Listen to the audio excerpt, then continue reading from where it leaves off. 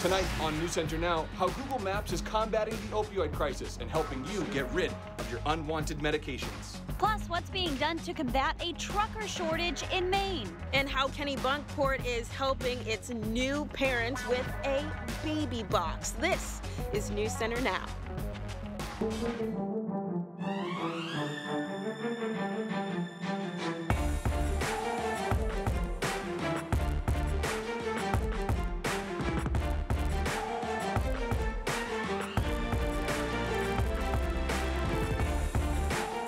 I am ashamed because I know what Mr. Trump is.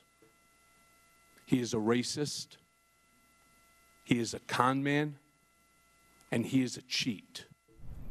Today, Michael Cohen testifying before the House Oversight Committee, and he had a lot to say. Good evening, everyone. I'm Lindsay Mills. And I'm Chris Costa. The hearing was producing the most damning depiction to date of President Trump's campaign and business operations from a former member of his inner circle. It was the latest step in Cohen's evolution from legal fixer for the president.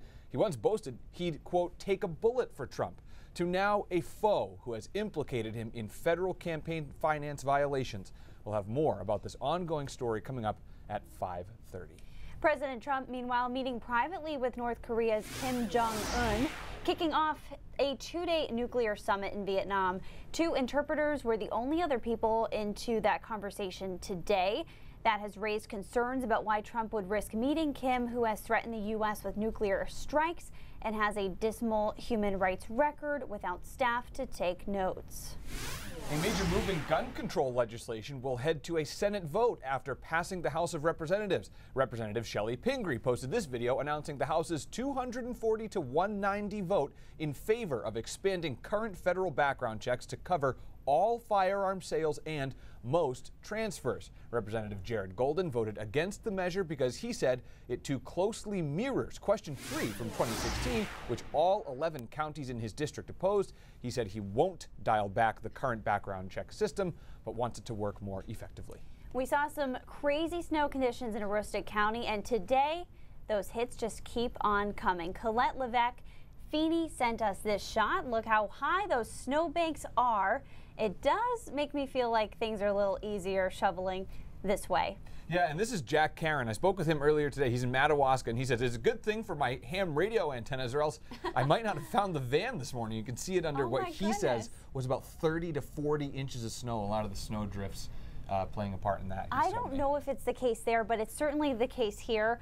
All the snowbanks around here now have like ice coatings on them, so my dogs like to climb them like they're little mountains. It's almost the reverse, as Ryan Bretton's about to tell us. He was talking to me about this earlier today. Really? Well, they have so much snow that it's just encased in ice and it's not going to go anywhere. But I will tell you, they are actually going to miss out on this snow tonight in Aroostook County. It's a southern Maine only event, which we haven't had very many of at all this winter so far.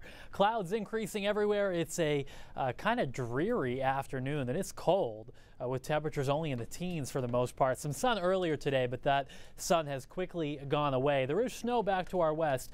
It's not a lot, and there's a lot of dry air in place that's going to eat away at this snow this evening. But later tonight, we'll start to see the snow move in. Right now, 16 in Bangor, 15 Waterville. It's 18 degrees in Portland. As we go through the evening hours, we'll continue to see the clouds, but it's not until probably 8 or 9 o'clock that we get our first snowflakes into western Maine. You may see it on radar before that, but that'll be snow evaporating before it makes it down to the ground. And it's basically Augusta south that has any chance of getting into this snow. Farther north, it'll just be cold overnight. Temperatures in the single digits and even below zero in Aroostook County. But it will be cold. The snow will pile up, and it'll be a fluffy snow in southern Maine. So slippery spots likely for tomorrow morning's commute, especially from Portland south. Then all of this moves out tomorrow afternoon. Not expecting a lot. A coating to an inch from Lewiston back into Oxford County, and then southern Cumberland and York counties 1 to 3 inches. There are more chances for snow in the next few days, though. We'll talk more about that in just a few minutes. All right, Ryan, thank you very much. In this shop, click, buy, deliver 2 days later kind of world we live in, the demand is higher than ever for truck drivers. There's a nationwide shortage, and that means shipping prices could go up, passing the cost on to you, Corporations are so desperate for drivers that they're offering attractive incentives. Starting salaries, for example, might surprise you, and that has some people capitalizing on a career change. I figured truck driving would be a good fit. It would allow me to go across country and see parts of the country that I normally wouldn't get to see and make a better living and a little bit more stable environment. Rob Lowell is swapping his life on the water for the open road. Pretty much, yeah. Trading lobster traps for trucks.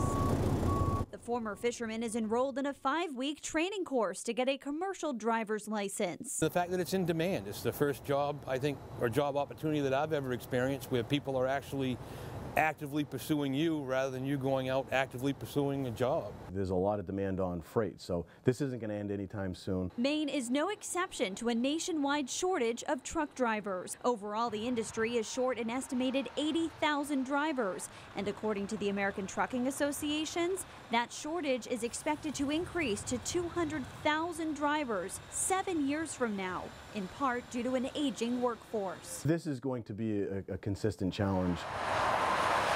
The Maine Motor Transport Association's president says this week, though, there's new hope thanks to proposed legislation introduced to Congress, the Drive Safe Act, backed by Senator Angus King. That's going to allow younger drivers under the age of 21, to drive in interstate commerce. Right now, they're able to drive in intrastate commerce, so they can drive anywhere from, Presque Isle to Portland, but if they're under 21, they can't drive from, say, Kittery to Portsmouth. Not to mention, corporations desperate for drivers are offering decent incentives. Thousands of dollars in signing bonuses, health insurance, and retirement benefits. Starting salaries range, but take Walmart, for example. Drivers can earn an average of $87,500 in their first year of employment. And all that is what grabbed Rob Lowell's attention. He's switching gears and ready to hit the road. It's amazing. Now, the students at Northeast Technical Institute had a tough week with training due to all that wind we had, and they're hoping for favorable weather conditions early next week when they go for their commercial driver's license test. Best of luck to them. All right, almost all of us use social media on a regular basis to share photos and catch up with friends and family. But for the past 2 years, Facebook has been researching exactly what its users want. News Center's Jackie Mundry joins us from Bangor to tell us what they found. Hey, Jackie.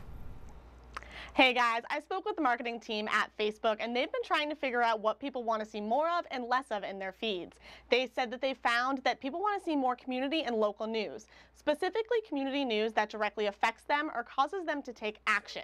For example, if there's a water main break, people want to know if they have to boil water, and they want to know right away. Facebook done to make it easier for people to see that type of community news? So they've created this program called Local Alerts, and they've partnered with about 300 cities, fire departments, police departments, and other municipalities across the country, and they can use their Facebook pages to alert people on what's going on in their area. There is one place in Maine that has started this program, and that's right here for the City Hall page in Bangor. And so, Jackie, how does it work exactly? So when the City of Bangor posts a status, there's the option for them to add photos and things like that. And they can also click to flag it as a local alert. So if you follow the Facebook and you live within a 100-mile radius, you'll get a notification right in your notification center. And it's important for people to see that information, because sometimes it's things that might get lost in your feeds. But coming up at News Center at 5:30, we'll have more on that and just exactly how it works and how Bangor is using it. Jackie, sounds good. Thanks so much. Coming up, we're going to find out how happy Mainers compare to the rest of the country. Also ahead. It just brings to light how much excess medications are still out there.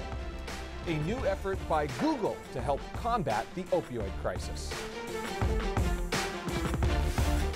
How happy are you to live in vacation land? 10 out of 10. New research today shows the states where people report being the happiest. Experts surveyed over 115,000 adults in all 50 states, and the results show people in Hawaii are the happiest. It marks the 7th time the Aloha State topped the Gallup National Health and Wellbeing Index. Maine was in the top half of the rankings at number 21. Not bad. Experts graded the states based on how residents felt about their physical health, careers, relationships, finances, and communities. The unhappiest state was West Virginia. You can surf in Maine just like you can surf in Hawaii. You just need a little more gear. Yeah, a So 4-3 wetsuit. Yeah. Exactly. All right, on to, you got to just check out this video because it's insane. A 60-foot deep sinkhole opened in Tennessee. It swallowed an entire lane of Greenwell Road. You got to check out this drone footage from 7 feet above, and it shows how deep that hole is. A county engineering firm is testing the area to get an estimate on how much it will cost to fix, and repairs to the road, they say, could take several days. Oh man, they have their work cut out for them. Coming up, we're going to find out about a program that has people of all ages excited in Kennebunkport. And Ryan's back with his latest forecast. Stay tuned.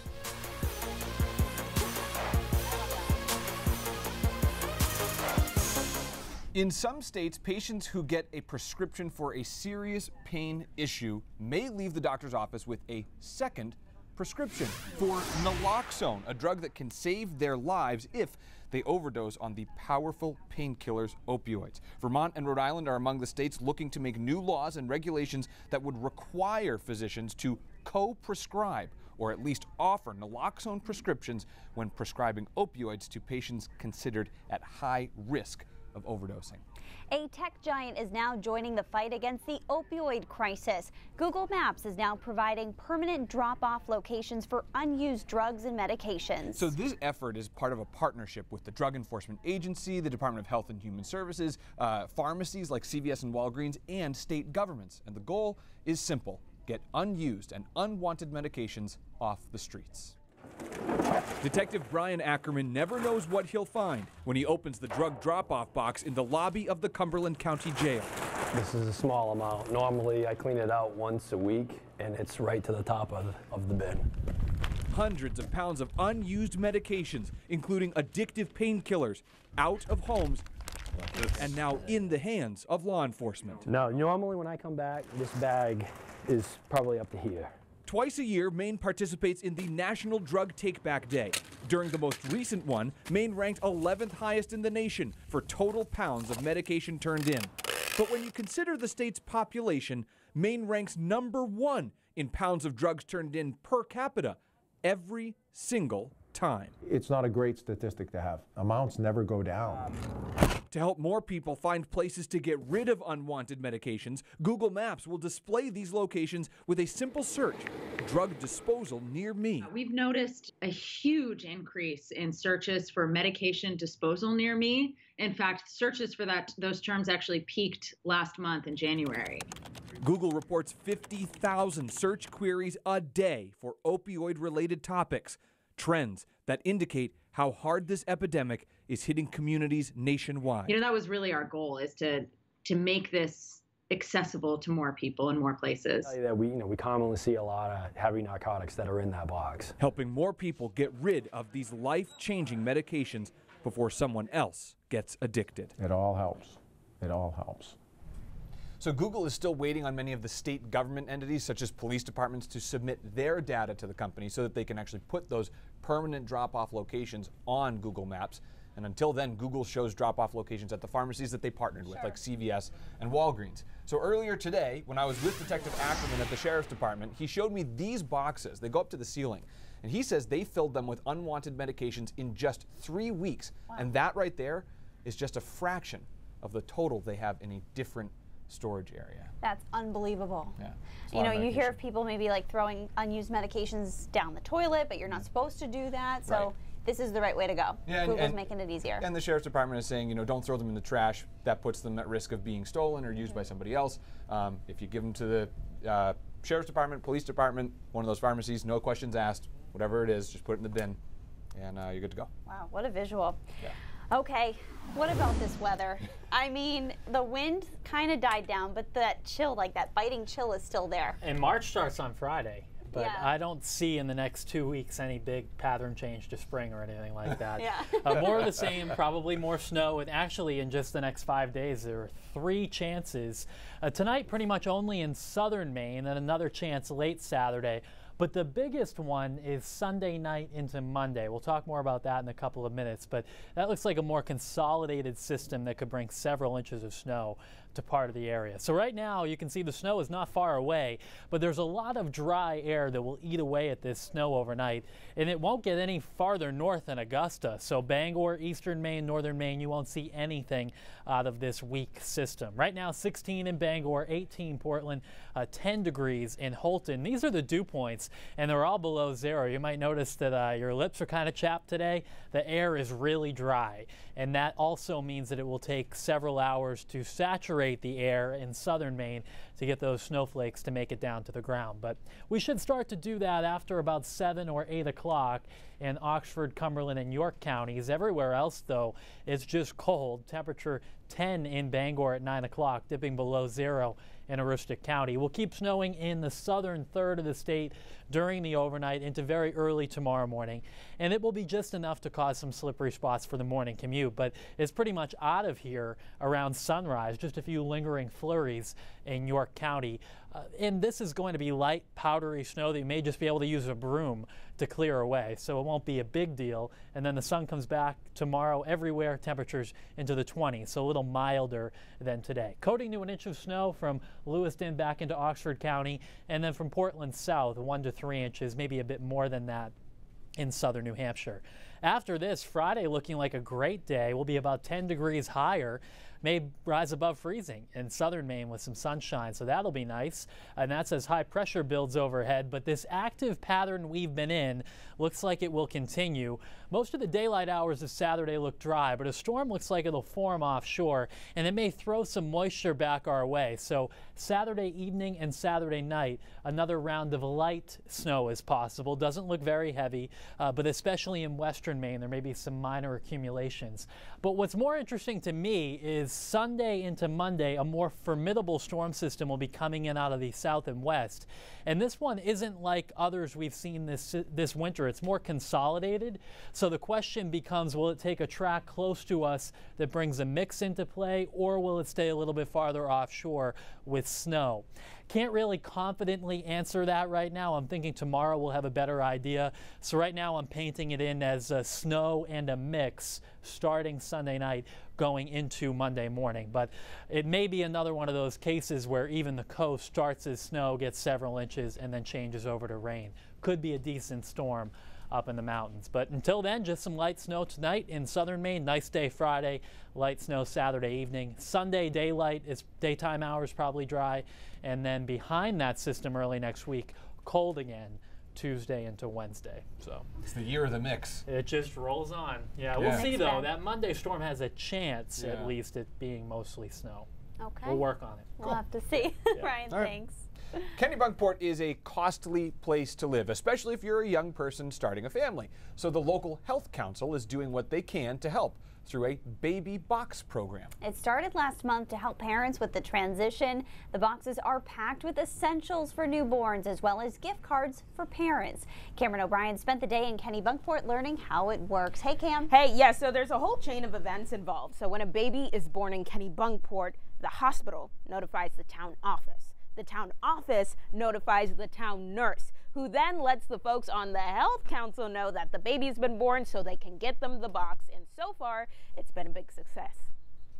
Rick volunteers on the Kennebunkport Health Council. She's also a new mom looking to find ways to help young families adjust to life in town. I gave birth last year and had heard about baby box programs when I was pregnant, and was hopeful that there might be one in the area, and there wasn't. Bridget pitched the idea of a baby box to the Health Council last year to help new parents with the financial challenges of raising a newborn.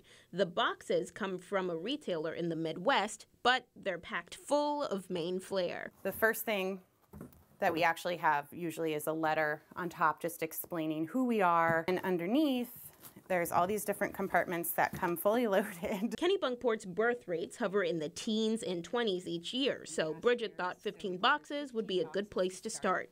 This year, they've already given 4 away. Raven Fulford didn't even know the program existed until the box showed up at her doorstep. I just kind of went through it, and it was really nice. There was a hat, and there was a onesie, and wipes, and diapers, and all sorts of things that were useful and cute. Baby boxes come at no cost to Kennebunkport residents. It's really nice to know that this exists, and the public health department is, you know, doing this program and running on donations. Bridget hopes new families feel supported enough to stick around. A baby box is not going to convince people to stay in Kennebunkport or move to Kennebunkport, but it is a nice way to say we care about our young families and they're an important part of our future. So the baby boxes also make new parents aware of the resources of Kennebunkport's public health department, including 2 town nurses that are available for support and questions. And like they said, no cost for taxpayers, so donations can be made to the public health department. How awesome is that, having the resources of 2 town nurses on hand with all those questions that you might have as a new parent? Right. Yeah, they're just a phone call away. Yeah. And you might know who they are and where they live. That's a great way to It's big. Yeah. Right, yeah. It's a good way to pay cool. it forward, too. Yeah. That's cool. Awesome. Thanks, Cam. All right, a big day for Sully H.W. Bush. Today, Sully became an official facility dog, HM2 petty officer. In an Instagram post, the dog says it's an honor and privilege to join a wonderful group of dogs at Walter Reed Medical Center. And I look forward to continue my mission to serve veterans as my best friend wanted me to. What a loyal dog. Yeah. He's so sweet, isn't he? Okay. A lot more coming up on News Center Maine at 5:30. Let's check in with Cindy Williams for a preview. Hey, Cindy. Hi, guys. We got a lot coming up at 5:30. A man who really frightened a lot of people at small businesses in the greater Portland area with a string of robberies over a very short period of time was sentenced today for his crimes. We'll find out what's happening to him. And a new radio campaign is reminding Maine drivers that their driver's licenses or IDs might not be compliant with federal law after October of 2020. They're going to need a real ID, but guess what? You still can't get a real ID in Maine. Those stories and more ahead at 5:30. Back to you. All right, Cindy, thanks so much. Brain drops when we come back. All right, we just can't get over how much snow some of you guys are getting. It's really a spectacle. County. Yeah, the pictures that we've seen are just wild. This one came into our Facebook page today from Van Buren, and when you're a kid, any snowbank looks big. Sure. Right, but these ones are just wild. That's up past the stop sign there, probably to the point where it's almost dangerous to travel in some cases. And of course, yesterday they had the blowing and drifting snow.